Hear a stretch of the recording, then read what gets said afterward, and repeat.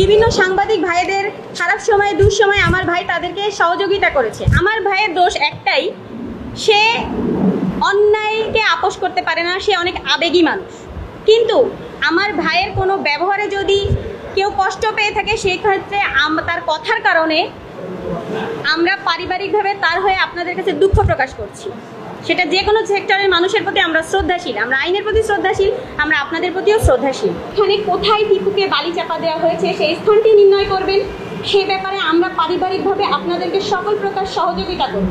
সরকারের পদ পরিবর্তন হওয়ার পর 5 তারিখের পরে আগে তো নপরার একমাত্র ডিলার ছিল হচ্ছে আপনার জাফিজ এন্টারপ্রাইজ, নাবিল গ্রুপের একমাত্র এজেন্ট ছিল।